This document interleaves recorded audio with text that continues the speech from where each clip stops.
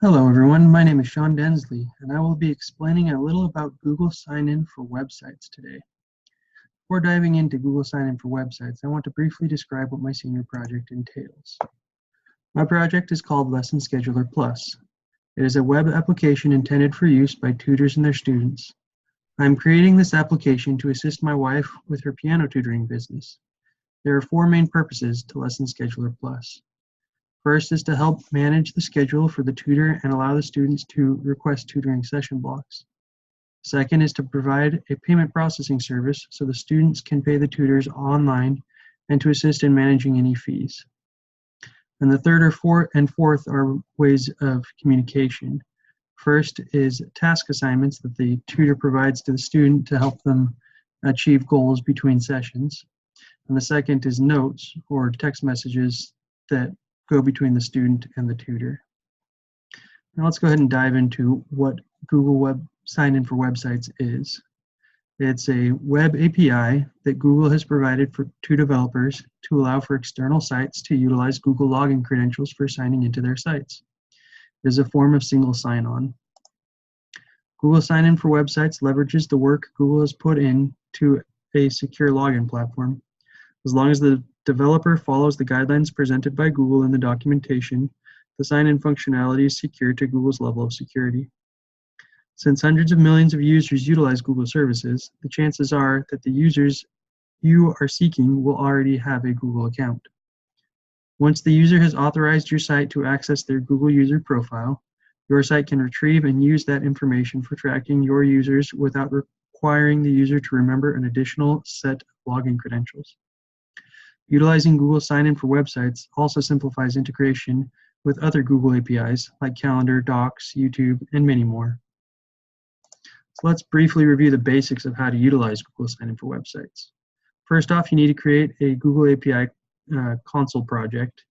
And to do that, you just need to search for Google API console, and it will bring you up to the developer console, and you'll be able to set up the project.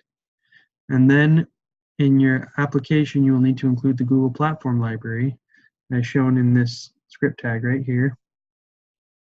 After that, you'll also need to include your app's client ID in a meta tag in the header of your website, and you'll have to replace this your client ID portion with your actual ID that is generated when you set up your Google API console project.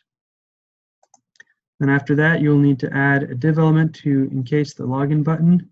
This is an example div element, and what the Google script will do is it'll actually take that div and using the script will generate this button right here.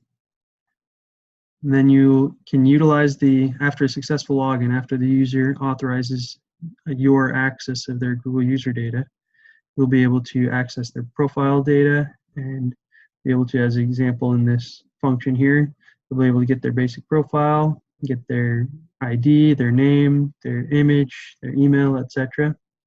And one thing that Google does say is do not use the ID to send to your backend, but use an ID token instead.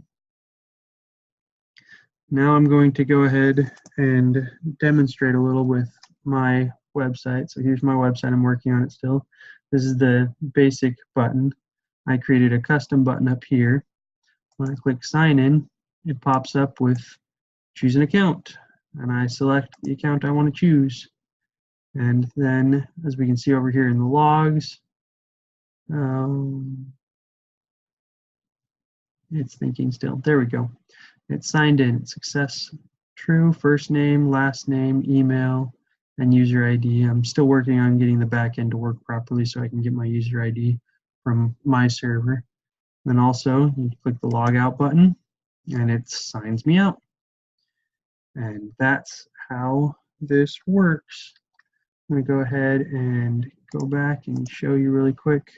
I used these two things for some of my information. I got some statistics from a website talking about how many users there are, and then developers.google.com/identity/signin/web/signin is where the documentation is for the Google Sign-In for Websites API. Thank you for your time.